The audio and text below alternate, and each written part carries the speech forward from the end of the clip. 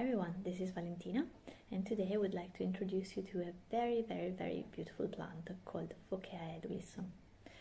A healthy Fockea has a lot of leaves, bright green leaves, and also has a strong root, like this. Usually it has different shapes. For example, this one has a slightly different shape. And yeah, this plant is originally from South Africa, in particular Namibia, and in nature it experiences times where the weather is very dry from May to October, while rain from November to April. So it's definitely a plant that can resist also to droughts. But it also loves water. One common mistake that I made, that people make, and that I made as well, is to give too little water. Because on one side, every florist will tell you, don't give it much water, don't give it much water, don't give it much water. But what does this actually mean? It doesn't mean that you have to give it only 1 or 2 drops of water once a month. I was told to water it once a month, but it may work in winter as it may not work in summer. Absolutely not in summer, because the soil dries out too quickly and the plant will really suffer too much. So what you can do is to test the soil every time you see it's dry, water it, and the plant will thank you. So one sign that the plant is suffering because you're not giving it too much water is when the root becomes too soft and it starts to shrink. That's when you made a mistake in watering it. So how to balance water? So what I do is I take filtered water, because it filters water from all the nonsense that can be like chlorine or other things that may be present in water that may damage the plants, and I pour it in the pot. Then I wait and see if there are any drops coming from here. If there's any water leaking from the soil, it means that you've given too much water, but it's not a problem because the holes will help you remove any excess in water. I can do exactly the same for this plant here, because this is, you see, it's very dry. So I always stick my finger here and see if it's really dry. If it's dry, then water.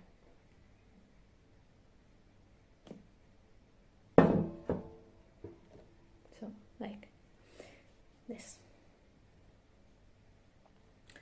So, okay. So, having said that,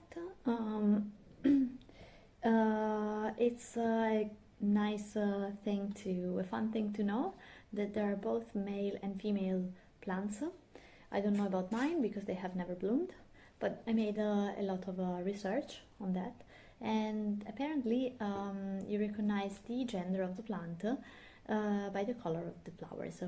So if they are male flowers, the flowers should probably be light green, while if it's a female flower, they are white or yellow. How to propagate the plant? Basically, the only way to propagate it, after a lot of research, I never tried it, but I've researched quite a bit, is through seeds only. Later in time, I will post a video when I experiment planting seeds. I'll order it from an online store, and I'll give you details in the next video. While from cuttings, apparently it doesn't really work. Another fun thing to know is that it can be eaten. I don't think it's a very tasty plant because apparently it's very hard and it needs to be cooked a lot. But some tribes from eat them, apparently. Regarding the environment, I would say that the best environment is an environment that gives it quite a lot of indirect light. So as much as indirect light as possible. I don't want it to expose it to direct light because they may get burnt. So also from the research I made online, it's always best to not to give it many hours of direct sunlight, as you may be burning the plant. And I like to spray them quite often, so to give them a bit of humidity just on the foliage. Yeah, they are a very easy plant to take care of if you follow the principles of not keeping the water stagnating on the pot. So you may have this, but make sure the pot is absolutely empty of water. It does not have any water, and the soil is always a bit moist, not too much, and a bit of water, which this one I always filter it. Why? Because if you spray it like this, and it's not filtered water, my water has a lot of calcium, and once it gets dry, the foliage will have like small white dots, which is nothing dangerous really, but it's very annoying to see.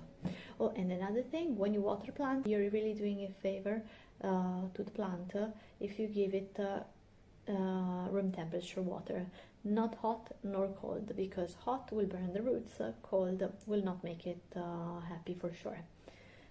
That's all for today, and I hope you found this video nice and fun, and I hope you will be growing a Fockea Edulis in your home, and you will be very successful after watching my video.